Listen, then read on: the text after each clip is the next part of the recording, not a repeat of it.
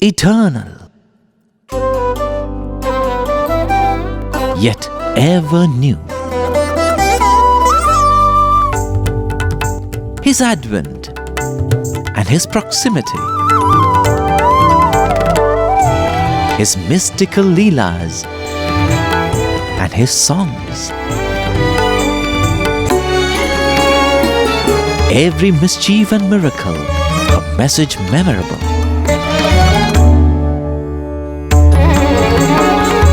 Every pain and travail, a precept enacted.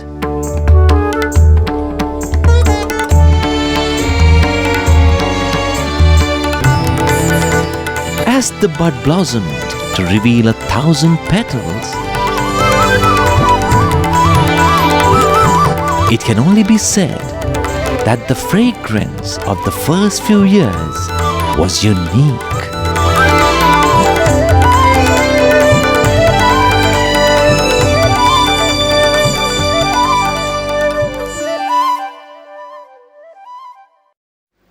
Before we begin, we pray to Swami that he gives us all the understanding, that he is the one who speaks and he alone is the one who listens. It is indeed a great opportunity for us. Swami would say, Anand Balude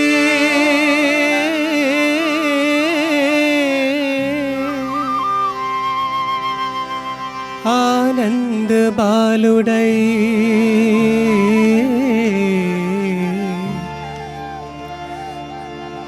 Tanagumputo Aadukonagavache.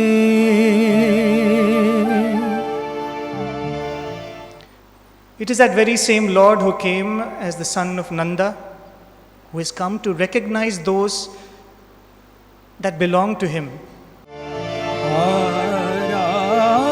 Ramachandrude Ramachandrudai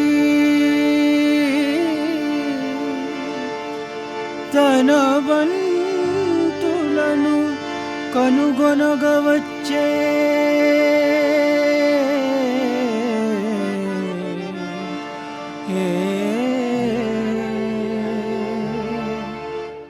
That very same Lord who came as Ramachandra has come as Aramachandra because he has enough time.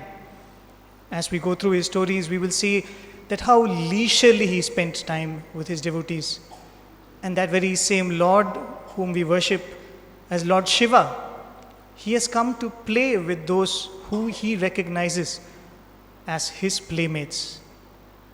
And that Mahavishnu has come as this Vishnu who belongs to this very earth to gather what he considers as his weapons. Swami is that supreme infinite, and yet he's like a child, a playmate. This very photograph, for example, we can see Swami in all his splendor, divine majesty, with a garland, with a halo around his head. But do you know this photograph was taken actually in 1944 in a studio in Bangalore, and Swami was forced to pose for this photograph. Swami never liked. In fact, one of the earliest photographs taken of Swami is when he's sitting and there's a rock in front of him and the photographer says, Swami, can you move that rock away because it's blocking you? He says, no, take the picture nevertheless. And we know how that rock became an idol of Shirdi Sai Baba. And this was 1944, much after Swami had declared his avatarhood. And they said, Swami, we need to take a photograph of you as the avatar. So that's the halo drawn in the background. And the tiger skin has been placed. And Swami allowed, Swami allowed himself to be forced by his devotees for their joy. He put on whatever pose was necessary. He stood in the exact orientation so that the halo comes around the head like that. He must have been thinking, you just wait. In 10 years time, I'll have my natural halo which you can see. And we know that beautiful halo that Bhagwan had throughout his life. It is indeed a beautiful moment that we have all congregated to enjoy in the divine nectarine story of our beloved Bhagwan. Before we begin the story of Swami, we would like to ask a few vital questions, because the answers that we, out of our understanding, give for these questions will make us understand what was Swami's perspective when he had a few choices to make. The setting is this. Imagine God, our Swami, calls you, you're in the cosmos, he points out to the planet Earth and he says, "Dear child, the Earth is in a very bad situation today." We agree, right? The Earth is in a bad situation.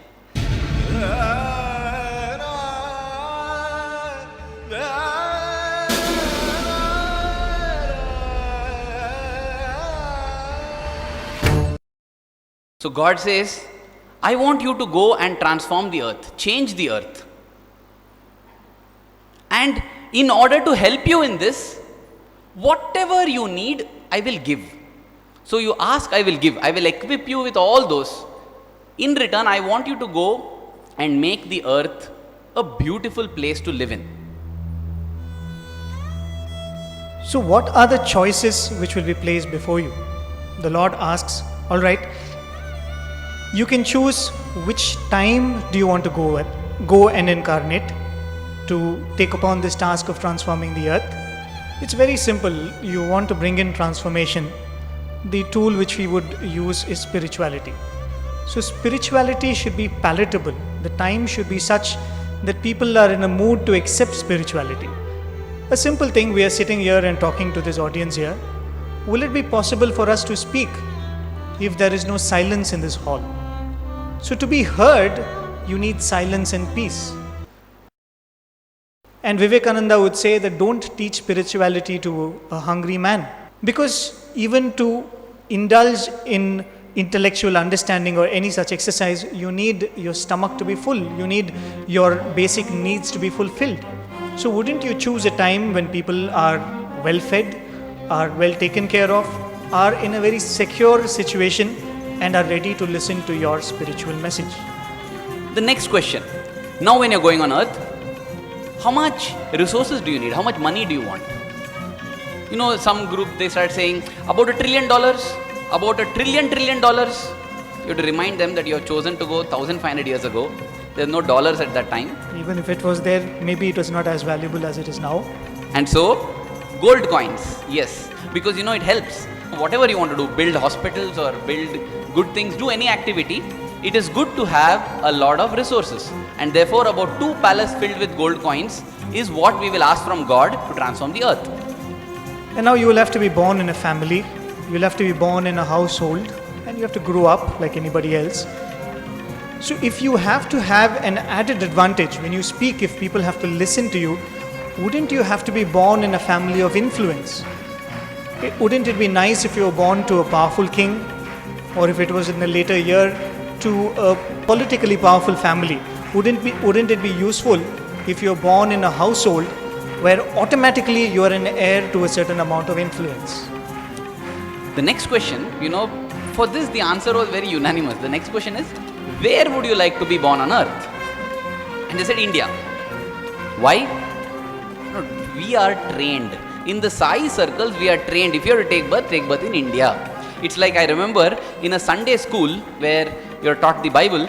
So a teacher is asking the children, guess who I am? The first clue is, I am tiny, I have black stripes on my back, and I run on trees. Don't know. I have a bushy tail, I eat nuts. I have 2 long teeth. And I am tiny. And none of the children are guessing, and the teacher says, come on, this is a very easy question. Don't you know the answer? And one little child gets up and says, Miss, I know that the answer is Jesus Christ, but that somehow sounds like a squirrel. We are so trained in some things that we don't even think what it is, but we know the answer has to be this. And so therefore when we asked, where would you like to be born? In India. So that was unanimous. But then, in India where? Would it not be nice to be in a place which is well connected, has good administration, to make your mission of transforming the world better? That they all agreed. So they want to be born in a powerful family with lots of gold, 1500 years back, in India, in a town or a city that is very well connected with great administration. The choices which were made were most common when we tried it out with different groups. These were the ones which they came up with, and I think all of us logically approve of it. We all kind of accept it. Now, this is if God vests certain powers and the ability to choose on an individual. What happens when God Himself chooses? Swami says, beautiful padyam where he describes the advent. He says, Yugadharma paddatul vigalitamayunda nayamarga munadrippi nadupu koraku. The world is full of chaos and everybody is going the wrong way. To correct them and to bring them on track, God comes. Lokambulella kallolamai chediyunda nishkalmashamu chesi nilupu koraku. To clear this world of all the impurities, God comes.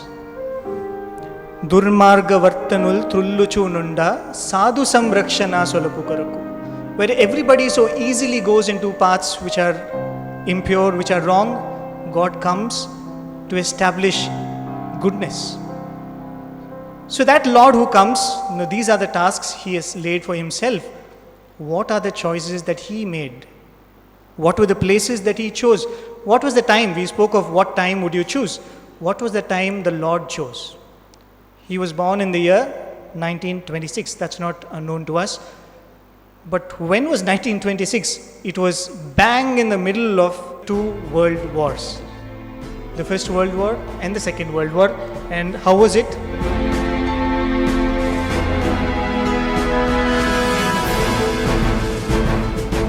People had most insecure lives. There was no access to basic necessities even in some of the biggest cities in the world. And that was the most chaotic of times. Can you imagine that? A collective group of youth have chosen a very peaceful time, that is the best time to be born in order to transform the earth. And here is God. Why is He making such a apparently unintelligent choice? He is choosing a time between two world wars. Swami Vivekananda said, don't teach spirituality to a hungry man. What about an angry man? When two people are fighting, you go and tell, listen, everything is Atma. They will chuck you and kill you there. In such a situation, the Lord decided to incarnate. And then, how much resources did He bring? When Swami's button from the shirt fell, he went to a nearby cactus plant, broke the thorn and pinned his shirt. He had only one pair of clothes. And what would he do after he returns from school because the clothes are soiled? He drapes the towel around himself, takes out his shirt and shorts, washes them, waits for them to dry. Can you believe it? The avatar, the Supreme Lord, waiting for clothes to dry because he has no other clothes to put on. And then he would take a metal pot, put embers in it, and iron the clothes and then wear them on. He could barely eat 2 square meals a day. That was the kind of resources he chose. You can see it in the pictures. You see that black hole over there? That black hole over there is actually the shop that Swami's father owned. The shop which would sell little matchboxes, little things for daily use. This was how Puttaparthi was. You can see the residents. They are washing their vessels in a puddle on the road. When it would rain like this, it was a time to wash vessels outside. And this photograph, for your information, has been taken in the 1960s. You can only imagine the 1920s. This was the central temple, the Satyamma Gudi that you see today. This was how it was. So it was in this kind of absolute lack of resources that the Lord chose to make His advent. And what about the choice of a family? You have to choose an influential family. You can understand how insignificant the village itself was. The pictures show that. In that village, in that insignificant village in the district of Anantapur, in a family which was not significant even in the village, the family which Swami was born into is called the Bhattarajus. They are the ones who are known for teaching the people the stories of the Ramayana, Mahabharata. The grandfather, Kundamaraju, he was the one who would play the role of Lakshmana in most of the plays. He was, of course, a very saintly person. People respected him for his saintly nature. This is Swami's father, Pedda Venkamaraju, and this is the mother. I mean, the pictures speak for themselves, don't they? How simple were they? And this was the father's house in Puttaparthi, and this was the house of the mother in Karnataka Nagepalli, which is just across the Chitravati river. There was nothing important about the family, and if the family spoke up, or if anybody from that family spoke up, not even the people of the village might listen. And he chose to be born in such a family. Finally, which place? Yes, the avatar also chose India. But which place in India? Puttaparthi was described as being a stone's throw from Stone Age in the 1960s.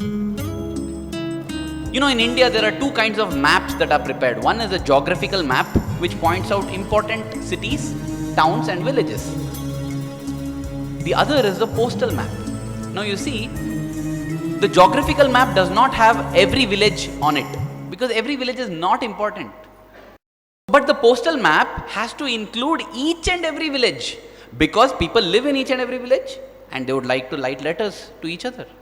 And therefore, every village is mapped onto the postal map of India. Puttaparthi was not on the postal map of India also. The post would arrive to neighboring Bukkapatnam, from where once in a fortnight or once in a month, it would be bundled in a sack and got here. That was the kind of place Puttaparthi was. For example, you know, if you see these pictures, now we are fast forwarding 3 to 4 decades. How it was to come to Puttaparthi in the 70s, in the 60s and 70s. You know, now we just come, land in the Bangalore airport, take a taxi, within 2 hours we are in Puttaparthi. Those days it would take 9.5 hours minimum to come from Bangalore to Puttaparthi. Just for your information, in 9.5 hours you can reach Amsterdam from Bangalore today. This is the Penukonda railway station where you will arrive from Bangalore. You get off at Penukonda railway station and this is a kind of cart that is waiting to take you from the Penukonda railway station to the Penukonda bus stand. Now this is the advanced Penukonda bus stand, 30 years after the time when this happened. From here you take a bus. It is a coal bus because it runs on steam. So if you sit in the front, you're going to get black. If you sit in the back, you're going to break your backbone. One of the choices you can choose, either you want to feel fit or you want to look fit. And then from there you arrive at Bukkapatnam, and from Bukkapatnam you climb onto if the horse cart was not enough, you climb onto a bullock cart, and this is supposed to be the road. I hope you can see the road. This is the road from Bukkapatnam to Karnataka Nagepalli. Hey, this is a 9-hour journey. What about rest in between? You know, if you want to have something to eat, take some rest, go to the washroom, there are some inns, little places to stop. One such is on the next photo, that tree. That's all it was. There was no rest houses, no hotels, nothing on the way. Trees. They would rest under these trees, devotees. And then finally this is the path. You have to go cross the Chitravati and then reach Puttaparthi. Such was the remoteness of Puttaparthi, and the Lord chose Puttaparthi to take birth.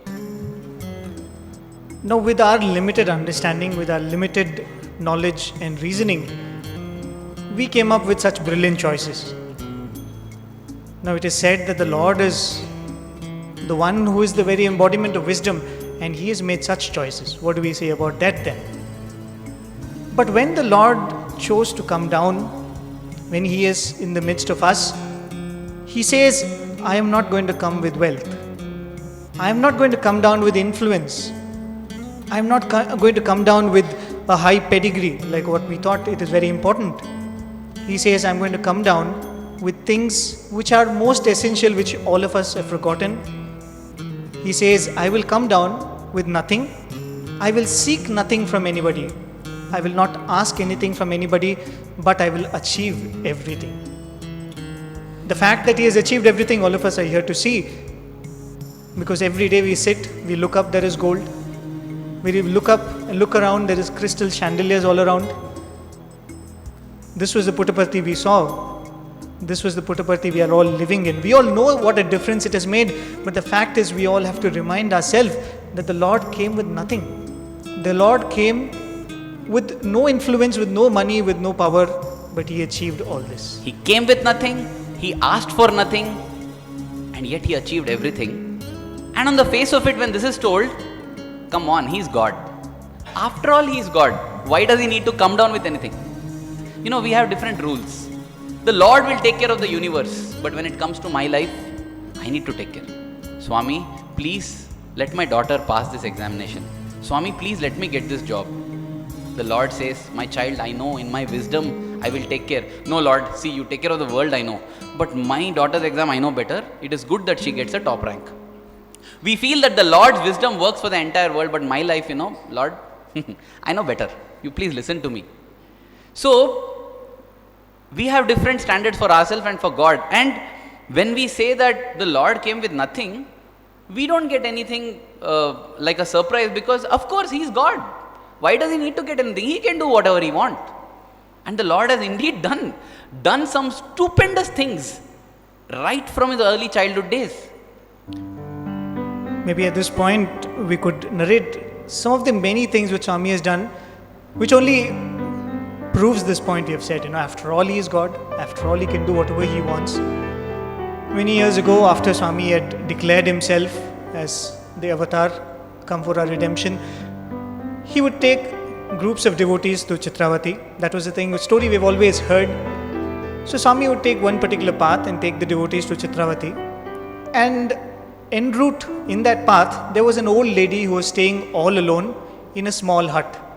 So every evening when Swami would come that way, this old lady would come out of her hut and she would pray to Swami for permission to do Pada Puja for Swami.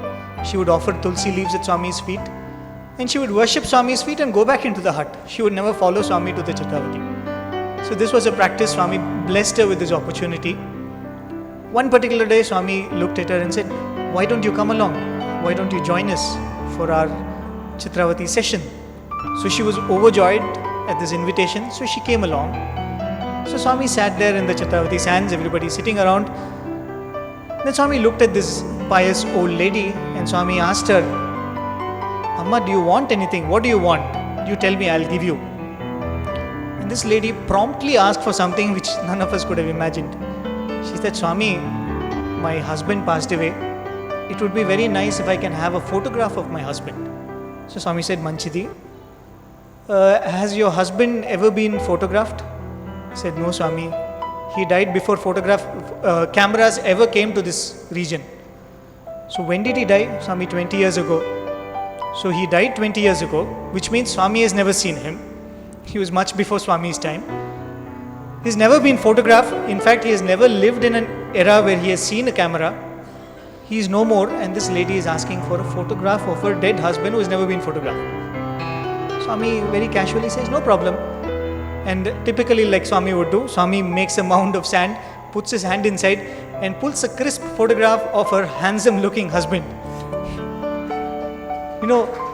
If Swami can do this, does he need to come with power? Does he need to come with money? Does he need to come and be born in an influential family?